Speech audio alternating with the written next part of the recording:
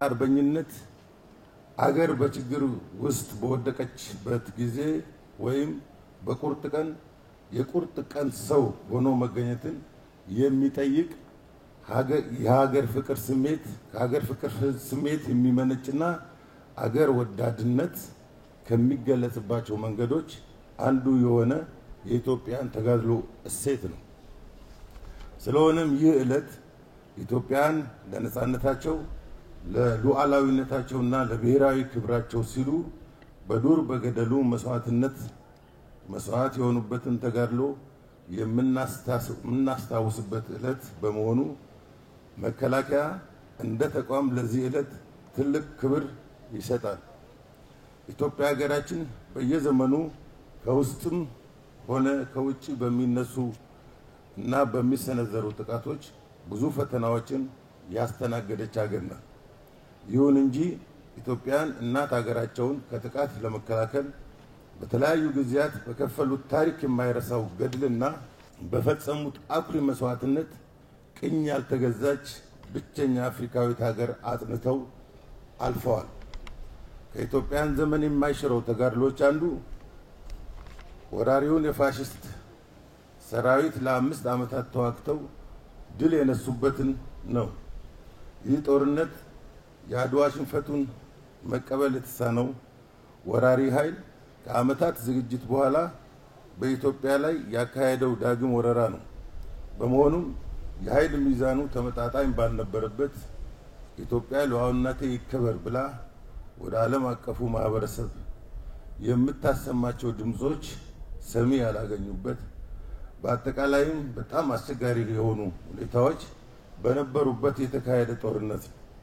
ሆኖም የጣሊያን ወራሪ ኃይል አንዲት ቀን እንኳን እፎይ ሳይቀመጥ ከ5 ዓመታት እልህ አስጨራሽ ትግል በኋላ ሌላ ሽንፈት ማቅ ለብሶ ከኢትዮጵያ ምድር ተጠራርጎ እንዲወጣ ተደርጓል።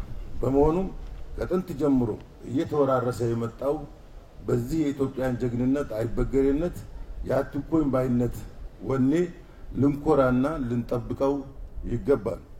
ለዚህም የጀግኖች አርበኞች ቀን የመታሰቢያ በዓል ስናከብር በአንድ በኩል ለአሁኑ ትውልድ ያለውን ፋይዳ እየተመለከትን በሌላ በኩል የቀደሙት ጀግኖችን እየዘከር ሊሆን ይገባል። የቀደሙት ጀግኖች አርአያነት በሚያስቀጥለው በአሁኑ ትውልድ ዘንድ መነቃቃትን መፍጠር ረገድ ዕለቱ ጉልህ ድርሻ ያለው ነው። ከዚህ አኳያ ሁሉም በተለይም ወጣቱ ትውልድ በተሰማራበት የሥራ መስክ በርትቶ ሰርቶ አገሩን እንዲለውጥ በማድረግ ፋይዳው ከፍተኛ እንደሆነ ተገንዝበን ትውልድን ልንቀርጽበት ይገባል። ክቡር ፕሬዝዳንት፣ ክቡራትና ክቡራን፣ እነዚህ የኢትዮጵያን እሴቶች ወርሶ ለሀገራችን ሰላም እየተዋደቀ ያለው የመከላከያ ሰራዊታችን ከጀግኖች የተቀበላትን አገር ለማጽናትና ከነክብሩ ለማዝለቅ ብሎም ወደ ቀጣዩ ትውልድ ለማሸጋገር ሀገራዊ ግዴታውን እየተወጣ ይገኛል። በተለይም ባለፉት ተከታታይ ዓመታት አገርን የማዳን ትልቅ ኃላፊነት ተቀብሎ በጀግንነት እና በኃላፊነት ስሜት እየተወጣ ያለ ሰራዊት ነው። ስለሆነም ክብር ለዚህ ላደረሰን ህዝባችን፣ ለጀግኖች ሰማዕታት እና ለመላው ሰራዊታችን ይሁን እያልኩ በመጨረሻም ቀጣዩ ትውልድ ኃላፊነቶች አንዱ አገርን ማስቀጠልና አገራዊ ሰላምና ደህንነት ማረጋገጥ ነው። ለዚህም ኃላፊነት ካለባቸው ተቋማት አንዱ መከላከያ ከመሆኑ አኳያ አሁን አገራችን እየገነባቸው ያለው የመከላከያ ኃይል አገርን ወደፊት ለማስቀጠል የወሰንና በዚህ ምክንያት ለሚያጋጥሙት ማናቸውን ፈተናዎች ራሱን ያዘጋጀ በአገርና በህዝብ ላይ ለሚቃጡ ማናቸውንም ሁኔታዎች እንደቀደሙት ጀግኖች ሁሉ መስዋዕት ለመሆን የቆረጠና እኔ ሞቼ አገሬ ከነክብሯ ትኑር የሚል ቁጭት የገባው ገለልተኛና ፕሮፌሽናል ሰራዊት እንደሆነ በዚህ አጋጣሚ ለመግለጽ እፈልጋለሁ። ክብርና ሞገስ ለጀግኖች ሰማዕታችን። አመሰግናለሁ። የዛሬ ሚያዝያ 27 የድል በዓል በአገር ነጻነት ለመኖር ራሷን ያጸናችበት ልዩ የድል በዓል ቀን ነው። የአድዋ ድል መላውን ዓለም በደስታም በድንጋጤም ያደመመው ያህል ከዚያው ድል የ40 ዓመት ቆይታ በኋላ ለበቀል የተሰነዘረው ሁለተኛው ወረራ በድል ተጠናቆ በዛሬው ዕለት ነው። የዛሬው ታሪካዊ ዕለት ንጉሠ ነገሥቱ በሰራዊታቸው ታጅበው ወደ ርዕሰ መዲናቸው አዲስ አበባ የገቡበትና የኢትዮጵያን ሙሉ ነፃነት ያረጋገጡበት ቀን ነው። የጥንታዊት ኢትዮጵያ ጀግኖች አርበኞች ማህበርም በ1931 ዓመተ ምህረት በጭንቁ የተጋድሎ ዘመን ተወልዶ ከዚያው ተጋድሎ በኋላ በ1933 ዓመተ ምህረት በሚያዝያ 27 የድል ቀን በዕለቱ ለማየት ችለናል። እነሆ ዛሬም 84ኛውን የድል በዓል እንዲህ ባማረና የዕለቱን የድል በዓል በሚመጥን ዘመናዊ አደባባይ ከኢትዮጵያ ሕዝብ ጋር ለማክበር ተችሏል።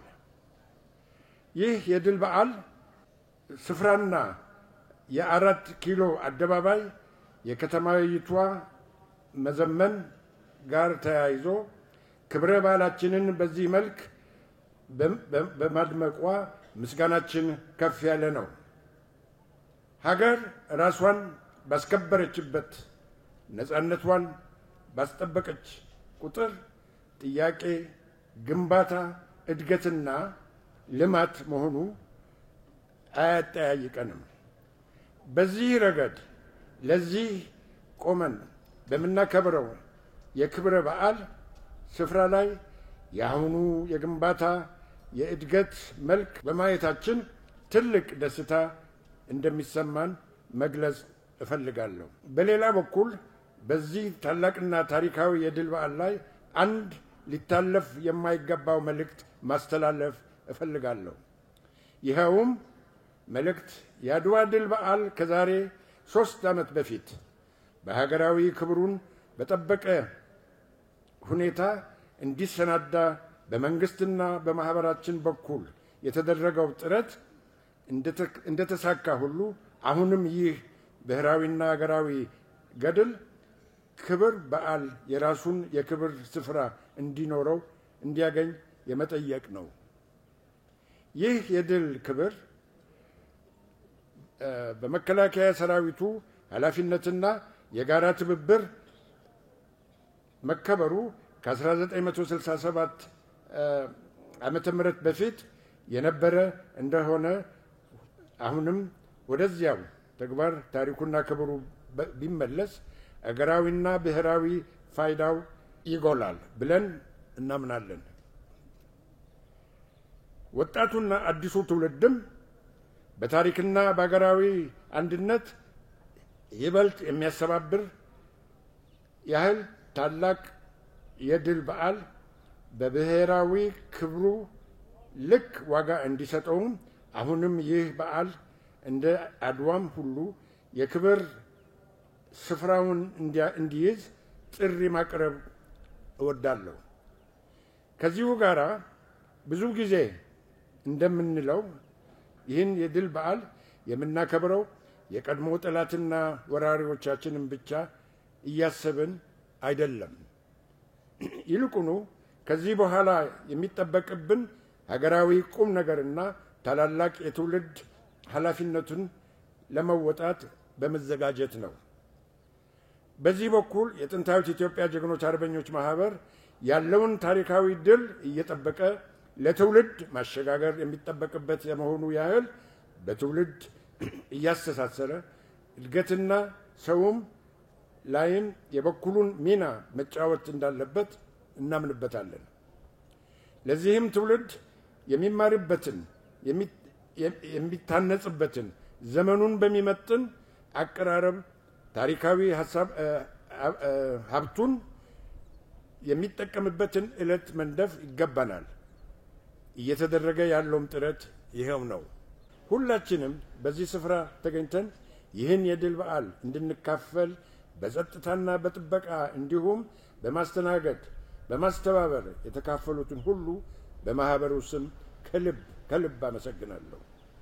ኢትዮጵያ የሰላምና የልማት ሀገር እንድትሆን የበኩላችንን ኃላፊነት እንድንወጣ እግዚአብሔር አገራችንን ይባርክልን። በድጋሜ አመሰግናለሁ። ስለመጣችሁልኝ እጅ እየነሳው በክብር ጨርሳለሁ።